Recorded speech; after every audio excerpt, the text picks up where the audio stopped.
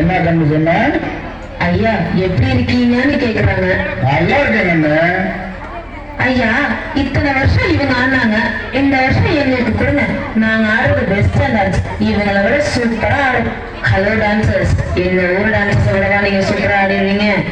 Of course நாங்க தான் best, எங்க ஊர் ஆட்டக்காரங்க தான் பெஸ்ட். நிறுத்துறையா? ஐயா நீங்களே சொல்லுங்க யாரு பெஸ்ட்னு. சரி, ரெண்டு பேருக்கும் ஒரு போட்டி வைப்போம், யாரு நல்லா ஆடுறாங்கன்னு பார்ப்போம்.